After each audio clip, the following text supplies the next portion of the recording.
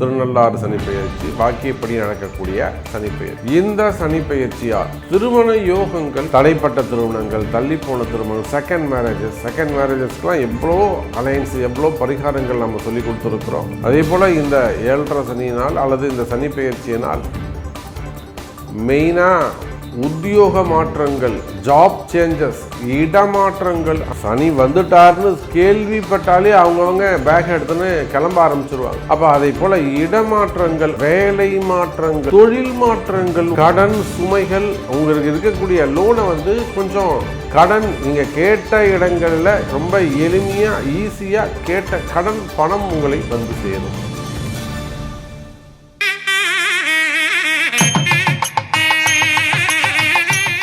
உலகம் முழுவதும் வாழக்கூடிய கடவுளருள் டிவி நேயர்கள் அனைவருக்கும் உங்கள் தாம்பரம் வாராகி ஈசனேசன் சுவாமியுடைய நல்லாசிகள், வாழ்த்துக்கள். ஜெய் வாராகி, ஜெய் வாராகி. அன்பு பக்தர்களே, சனிப்பெயர்ச்சி நம்ம எல்லோரும் ஆவலோடு எதிர்பார்க்கக்கூடிய சனிப்பெயர்ச்சி 2026 வாக்கியப்படி நடக்கக்கூடியது திருநள்ளாறு சனிப்பெயர்ச்சி. அப்போது இது நாள் வரையிலுமே கூட திருக்கணிதத்தின்படி ஏற்கனவே சனி பயிற்சி நடந்து போச்சு. கும்பராசிலிருந்து மீனராசிக்கு சனி பகவான் பயிற்சி அடைஞ்சிட்டார். இருந்தாலும் ஒரு சில குழப்பங்கள் இருந்தது. கம்ப்ளீட்டாக சனி பயிற்சி முடிஞ்சுதா இல்லையா அப்படிங்கிற ஒரு கம்ப்ளீஷன் இல்லாமல் இருந்தது. ஸோ இனி அந்த டவுட் வேண்டாம்.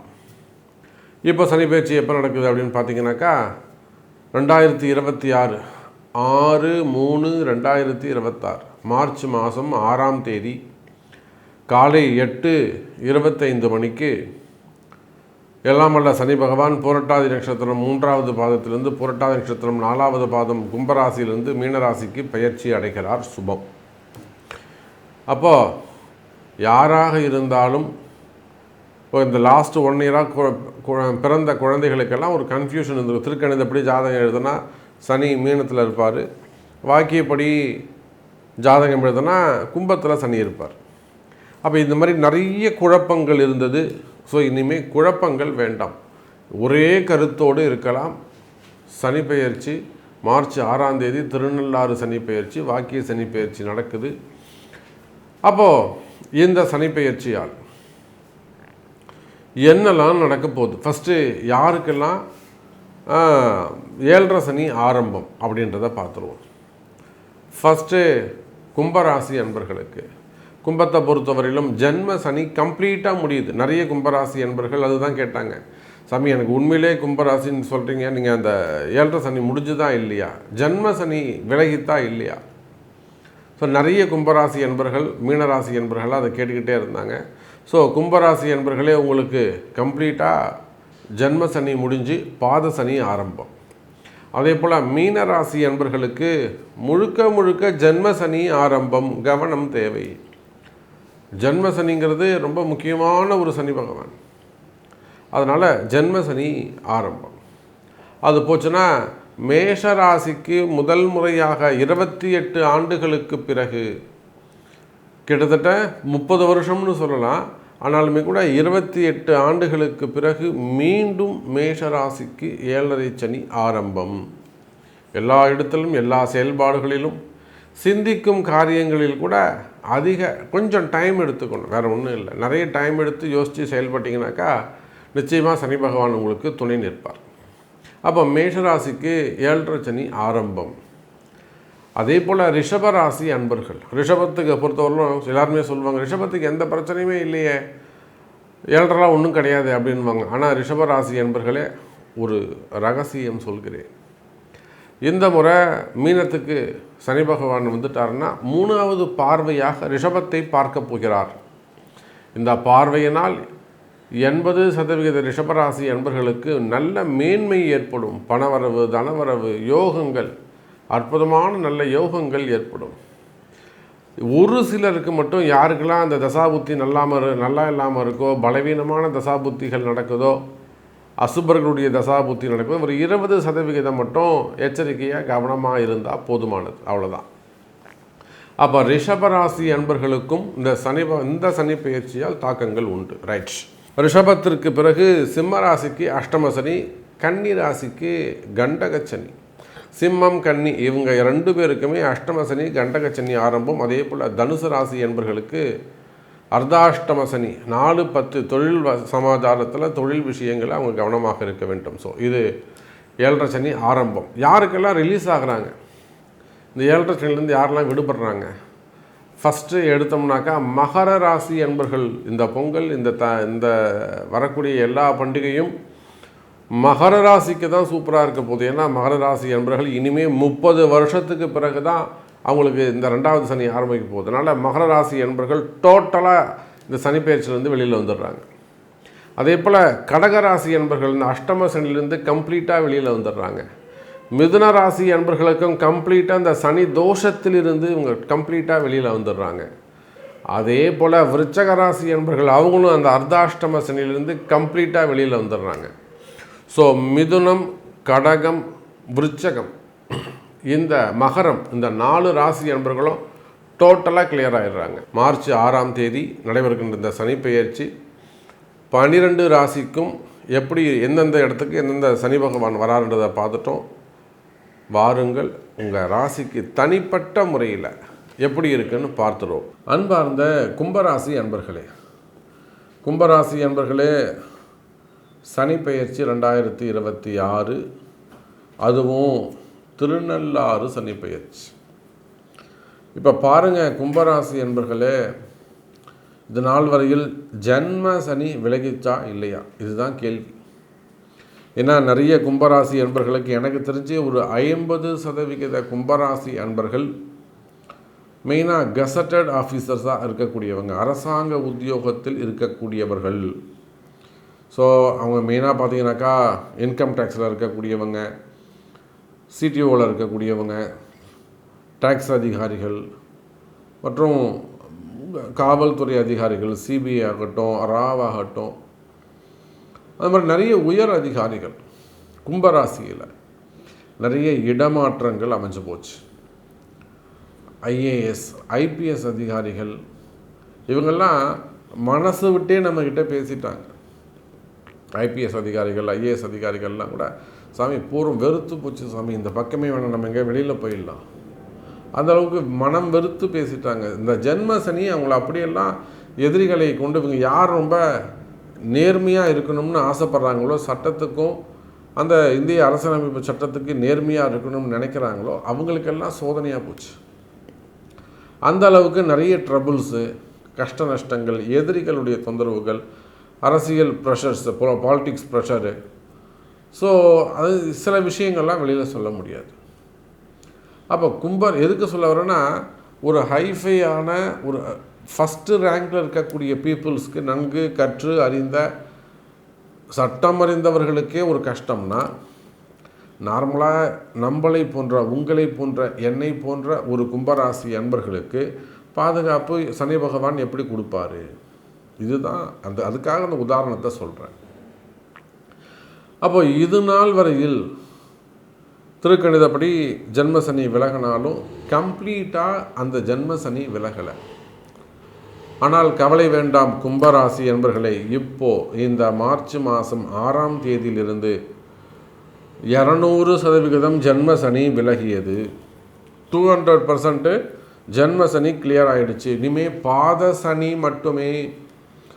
ஜென்மசனியே பார்த்தவங்களுக்கு பாதசனி ஏமாற்றும். பாதசனி ஒன்றும் உங்களுக்கு பெருசாக பண்ணாது, தைரியமாக இருங்க, ஜாலியாக இருங்க. கும்பராசி அன்பர்களே, பாத சனியை பொறுத்த வரையிலும் பாதகத்தை செய்யாது.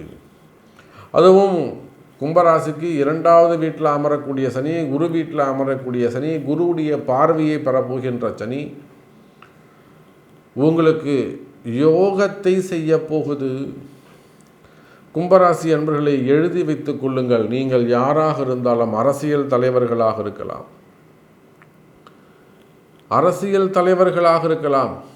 ஒரு சேர்மேனாக இருக்கலாம், அல்லது நகராட்சியில் இருக்கக்கூடிய கவுன்சிலராக இருக்கலாம், இல்லை அதுக்கும் மேலே அங்கே தலைவர்களாக இருக்கலாம், அதே போல் மேயராக இருக்கலாம், அப்புறம் ஊராட்சி மன்ற தலைவர்கள் அந்த மாதிரி இருக்கலாம், அல்லது அமைச்சர் பெருமக்களாக இருக்கலாம், எம்எல்ஏவாக இருக்கலாம், எம்பியாக இருக்கலாம், அமைச்சர் பெருமக்களாக இருக்கலாம், அல்லது எதிர்கட்சி வரிசையில் இருக்கலாம், அரசியலில் இருக்கக்கூடியவங்களாக இருக்கலாம். எத்தனையோ அன்பர்களை நம்ம பார்க்குறோம். அப்போ நிச்சயமாக எனதருமை கும்பராசி அன்பர்களே, இந்த சனி பெயர்ச்சியால் அதிக நன்மை உண்டு. குறிப்பாக அரசியல் தலைவர்களுக்கு, பத்திரிகை துறையில், மீடியா துறையில், தொலைக்காட்சிகள் வச்சு நடத்தக்கூடியவங்க, மீடியா துறையில் இருக்கக்கூடியவங்களுக்கு, ஆன்மீக பெரியோர்கள், ஆன்மீக மடாதிபதிகள், எல்லாம் ஆன்மீகத்தில் இருக்கக்கூடியவங்களுக்கு, அதே போல் கவர்மெண்ட் அதிகாரிகள், அரசு அதிகாரிகள், அவங்களுக்கு, இவங்களை அனைவருக்கும் கும்பராசியாக இருப்பீர்களேயானால் இந்த சனி பெயர்ச்சி, அதுவும் குறிப்பாக ஜன்ம சனி விலகியது. அப்போது அற்புதமான கால நேரம். இதனால் வரல நான் ஜெயிக்க வேலை சாமி, வெற்றி பெற வேலை, அது கடைசி எண்டு வரலும் போயிட்டு திருப்பி வந்துட்டேன்.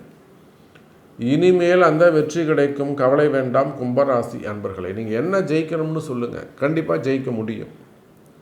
எனக்கு அதிர்ஷ்டமே இல்லை சாமி, நானும் எவ்வளோ போராடி பார்த்துட்டேன், என்னால் வெற்றி பெறவே முடியல அப்படின்னு சோர்ந்து போய் உட்காந்து டயர்ட் ஆகிட்டீங்களா? Don't worry. கும்பராசி அன்பர்களே, அதிர்ஷ்டம் அழைக்கிறது.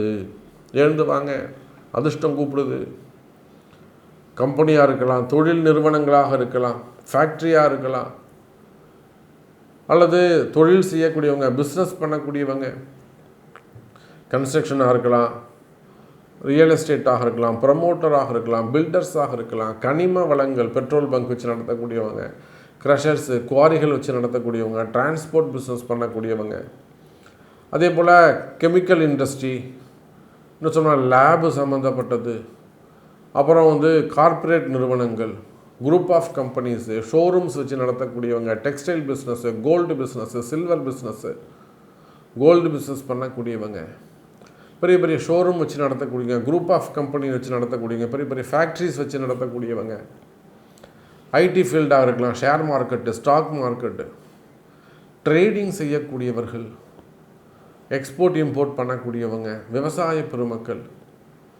அப்போ நீங்கள் யாராக இருந்தாலும் சரிதான், எந்த தொழில், அதே போல் மெடிக்கல் இண்டஸ்ட்ரி, ஃபார்மா இண்டஸ்ட்ரியாக இருக்கலாம், ஃபார்மாவாக இருக்கலாம், மார்க்கெட்டிங்காக இருக்கலாம், மேனுஃபேக்சரிங் யூனிட்டாக இருக்கலாம், ஹாஸ்பிட்டல்ஸாக இருக்கலாம், டாக்டர்ஸ், இப்போ அரசு துறையில் எத்தனையோ அதிக அரசு மருத்துவ பெருமக்கள், ஆண்கள், பெண்கள், குறிப்பாக மருத்துவ பெண்கள், பெண் மருத்துவர்கள் கும்பராசியில் அதிகம் நம்மக்கிட்ட வந்தவங்க. அப்போ நீங்கள் மருத்துவர்களாக இருக்கலாம், ஹாஸ்பிட்டல்ஸாக இருக்கலாம்.